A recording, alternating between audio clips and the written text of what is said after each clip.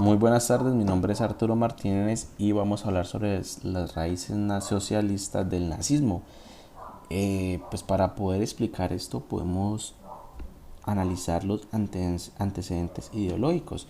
Como sabemos, dentro del nazismo pues perseguían a todos aquellos que practicaran todo tipo de pensamientos económicos, ¿no?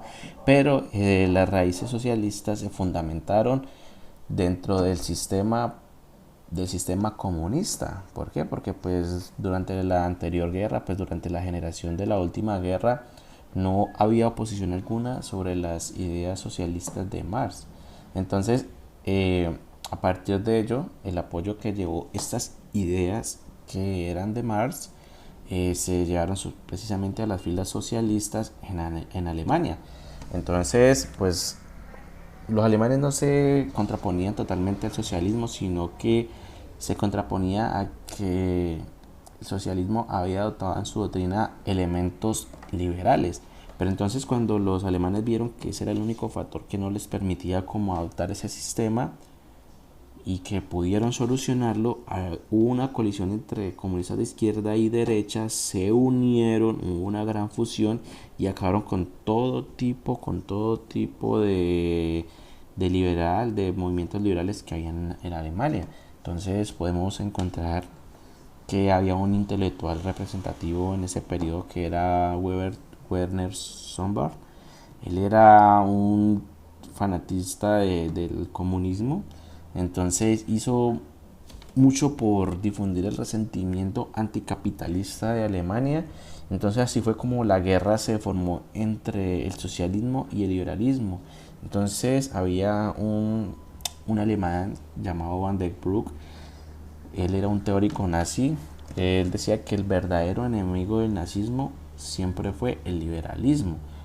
Entonces podemos observar que después desde 1914 en adelante comenzaron a surgir maestros, unos tras otros, orientando a los trabajadores y a los jóvenes idealistas hacia hacia nacionalsocialismo.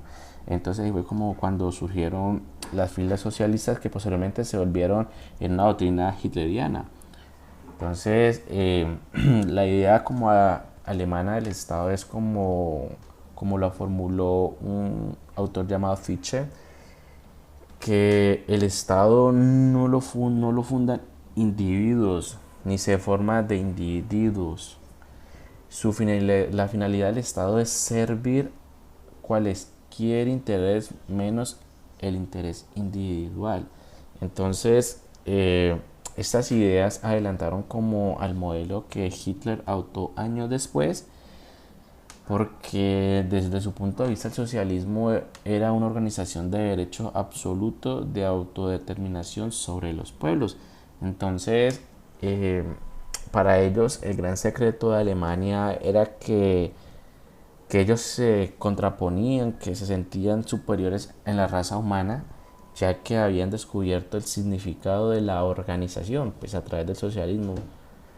Entonces ellos decían y criticaban a las otras naciones, esencialmente a Inglaterra, porque todavía vivían bajo el régimen individualista, y ellos decían que pues los alemanes decían que habían como logrado llegar al punto máximo de la organización. Entonces fue ahí cuando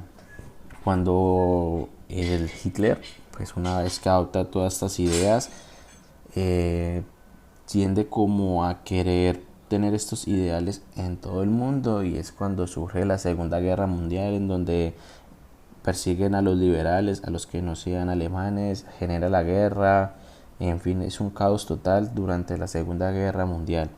Y entonces ellos tenían este lema: hay una vida superior a la vida individual, la vida del pueblo y la vida del Estado.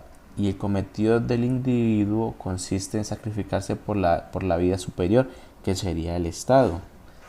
Entonces, pues en estos aspectos podemos comprender cómo a partir del socialismo nació el sistema de los nazis, que fue una corriente de pensamiento que le costó la vida a muchas personas, pero pues como sabemos, como todo sistema socialista tiene su final, y pues terminó decayendo y Hitler terminó, pues como todos sabemos, muerto, y este sistema llegó hasta ahí.